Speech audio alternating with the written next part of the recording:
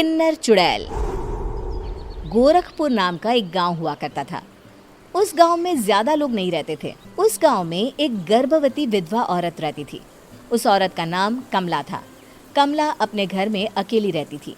उसके पति की सारी जायदाद उसके नाम हो गई थी, पर सभी गांव वाले उस औरत को मनहूस औरत समझा करते थे और सभी उससे नफरत किया करते थे। एक बार कमला राशन की दुकान पर खाने का सामान खरीदने जाती है।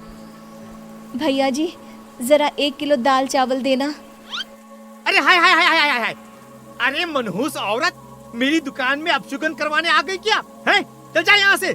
मैं कुछ नहीं देने वाला हूँ तुझे। भाग भाग यहाँ से, चल जा, निकल। भैया जी, ऐसा मत कहिए। मैं गर्भवती हूँ, मुझे खाने की बहुत जरूरत है। मुझे खाना दे दीजिए। दुकानदार कमला को वहाँ से धक्के मारकर भगा देता है। तभी कमला रोते रोते उस गांव के किन्नरों के इलाके में आ जाती है। गांव वाले किन्नरों को उसी इलाके में रखा करते थे, क्योंकि वो लोग किन्नरों को पसंद नहीं करते थे और उनके इलाके में रहने से मना करते थे। तो किन्नरों ने उसी गांव में अपना एक इलाका बना लिया था। जब किन्नर लोग देखते हैं कि एक गर्भवती महिला रोते रोते उनके इलाके में आ गई है, तो सारे किन्नर कमला के पास जाकर उसका हाल पूछने लगते हैं। क्या हुआ बहन, तुम्हारी गर्भवती अवस्था में इतनी बुरी हालत कैसे? तुम रो क्यों रही हो? तुम डरो मत, हम तुम्हें कोई नुकसान नहीं पहुंचाएंगे। तुम शांत होकर सब बताओ कि हुआ क्या है। मैं कमला हूँ। मैं गांव के दूसरे इलाके से आई हूँ। 2 महीने पहले ही मेरे पति की मौत हुई है। मुझे गांव के लोग मनहूस मानते हैं, क्योंकि मैं विधवा हूँ और गर्भवती भी। वहाँ के लोग मुझे खाने के लिए कुछ बेचने के लिए भी तैयार नहीं, जिससे मेरा गुजारा नहीं हो रहा था। कोई बात नहीं कमला, हम तुम्हारा ख्याल रखेंगे। किन्नर लोग कमला को एक खाली घर में रहने के लिए जगह दे देते हैं और उसकी देखभाल भी करते हैं। कुछ ही महीने बाद कमला अपने बच्चे को जन्म देती है, पर अफसोस, कमला बच्चे को जन्म देते ही अपनी जान गंवा देती है। जब सब किन्नर बच्चे को देखते हैं तो बहुत खुश हो जाते हैं, क्योंकि वो बच्चा भी किन्नर ही था। कमला ने एक किन्नर बच्चे को जन्म दिया था। अब इस बच्चे की देखभाल कौन करेगा? हम तो इस बच्चे को गांव के दूसरे इलाके में भी नहीं भेज सकते। और तो क्या हुआ, इस बच्चे की माँ नहीं रही तो हम इसे पालेंगे। अब ये हमारे इलाके में रहेगा, हमारे साथ रहेगा। फिर वो किन्नर उस किन्नर बच्चे को गोद ले लेते हैं, उसका नामकरण कराते हैं। उस किन्नर बच्चे का नाम शक्ति रखा जाता है। देखते ही देखते शक्ति बड़ी होने लगती है। उसके रंग रूप बहुत सुंदर थे। वो बहुत सुंदर किन्नर दिखती है।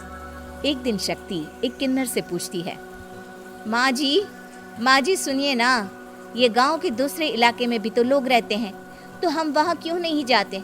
हम उनसे अलग क्यों रहते हैं? शक्ति, क्योंकि वो लोग हमारे जैसे नहीं, वो लोग हमें पसंद नहीं करते, इसीलिए हम उनसे अलग रहते हैं। क्यों? वो हमें क्यों पसंद नहीं करते? मुझे एक बार उस इलाके में जाना है। मैं एक बार वहाँ जाकर घूम कर आऊं। शक्ति, खबरदार, जो तू उस इलाके में कभी भी गई तो अपनी जान नहीं गंवाना चाहती तो उस इलाके में कभी कदम भी नहीं रखेगी, समझी? इतना कहकर वो किन्नर वहाँ से चली जाती है। शक्ति उस किन्नर की बात सुनकर बहुत रोती है। माँ जी, ऐसा कैसे कह सकती है? उन्होंने इतनी सी बात के लिए मुझे इतना डांटा।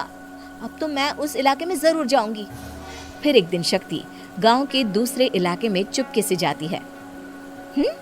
ये लोग तो हमारे जैसे ही इंसान हैं, तो ये हमसे नफरत क्यों करते हैं? जब शक्ति उस इलाके में पहुंचती है तो गांव के सारे आदमी उसके रूप से मोहित हो जाते हैं। वो लोग ये अंदाजा नहीं लगा पाते कि वो किन्नर है। शक्ति की सुंदरता देखकर सारे गांव वाले उसकी तारीफ करने लगते हैं। तभी गांव का चक्कर लगाने गांव के जमींदार का बेटा हर्ष वहां पहुंचता है। हर्ष भी दिखने में बहुत सुंदर होता है।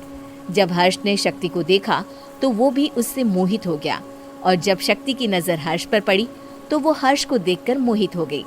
आपको पहले कभी इस गांव में देखा नहीं। इस गांव में आप नए हैं क्या? जी नहीं, वो मैं बस। तभी शक्ति बोलते बोलते रुक जाती है और मन में सोचने लगती है, अगर मैंने इनको बता दिया कि मैं दूसरे इलाके से आई हूँ तो वो समझ जाएंगे कि मैं किन्नर हूँ, इसलिए मुझे इनसे झूठ ही बोलना पड़ेगा। शक्ति हर्ष को कहती है, जी हाँ, मैं इस गांव में नई आई हूँ, यहाँ अकेली रहती हूँ। वैसे आप कौन है? आप भी इसी गांव में रहते हैं? जी हाँ, मैं इस गांव के जमींदार का बेटा हूँ। आपको किसी भी चीज की जरूरत पड़े तो आप मुझे बता देना, मुझे अच्छा लगेगा। ऐसे ही शक्ति और हर्ष एक दूसरे से रोज मिलने लगते। वो दोनों अपने प्यार का इजहार करने एक दूसरे से मिलने जाते हैं। तभी शक्ति का पीछा करते करते एक किन्नर वहां आ जाती है। शक्ति, मैं तुमसे बहुत प्यार करता हूँ। मैं तुमसे शादी करना चाहता हूँ। क्या तुम मुझसे शादी करोगी? हाँ हर्ष, मैं तुमसे शादी करूंगी, पर मैं तुमको अपने बारे में एक सच्चाई बताना चाहती हूँ जो मैंने तुमसे छुपा कर रखी है। तभी उनके बीच में ही वो किन्नर आ जाती है। शक्ति, तेरी हिम्मत कैसे हुई ऐसा करने की? वो किन्नर शक्ति को खींचकर गांव के जमींदार के पास ले जाती है। हर्ष भी वहां शक्ति को बचाने के लिए पहुंच जाता है। जमींदार शक्ति और हर्ष के प्यार के बारे में सुनकर गुस्से में आ जाता है और शक्ति को गांव के बाहर निकालने की सजा देता है। शक्ति ये बात सहन नहीं कर पाती और कुएं में कूदकर अपनी जान दे देती है। जमींदार हर्ष की शादी गांव की एक लड़की से करवा देता है, पर हर्ष इस शादी से खुश नहीं होता।